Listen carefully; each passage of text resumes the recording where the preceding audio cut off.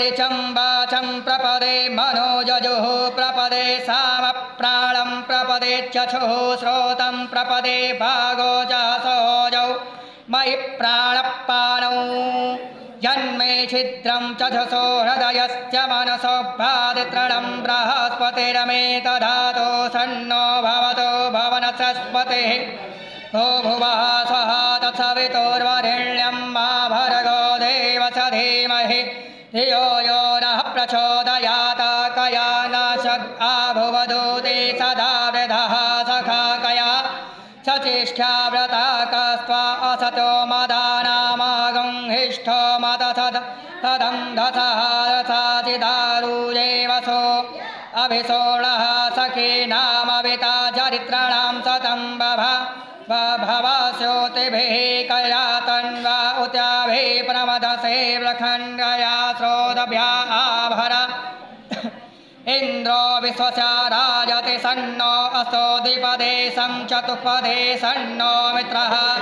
संवरुणः सन्नो भवतमा सन्न इन्द्रो बृहस्पतिः सन्नो विष्णोरुक्रमाः सन्नो वातः पवतागं सन्नस्तो भवतु सूर्यः सन्ना कनकतदेवः परजन्यो अभिवरसतो अहानि सम्भवन्तो नासागं रात्रे प्रतिधीयताम् सन्न इन्द्राग्ने भवता मम ओभिः सन्न इन्द्र वरुणा रात्राहव्य सन्न इन्द्रापूखणः पाजसातौ सन्मिन्द्र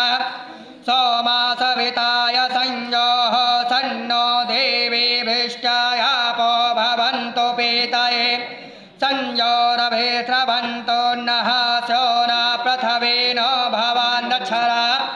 निवेशने छानासरमस प्रथाः अपोहिष्ठामयो भवस्यानाऊजे दधा तन्महे रणाय चक्षसे यो वः शिवतमो रथस्तस्य भाजयते हनः उशतेरिव मातरः तस्मा अरङ्गमां गो यस्य क्षयाय जिन्वथायापो जनयथा जनः द्यौः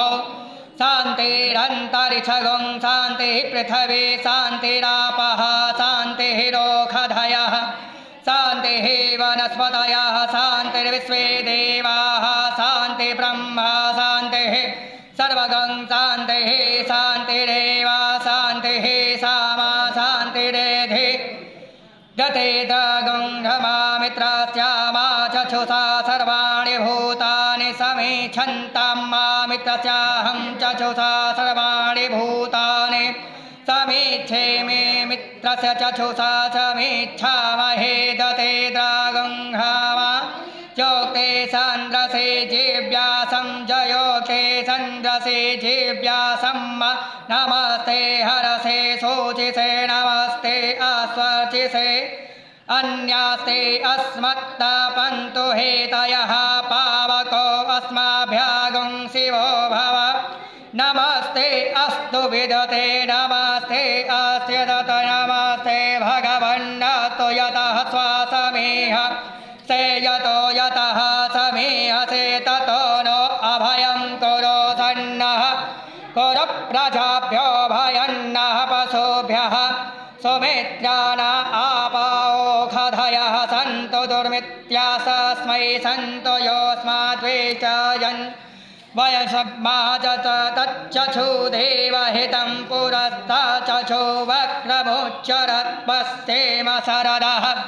सतं जीवेम शरदः सतगं शृण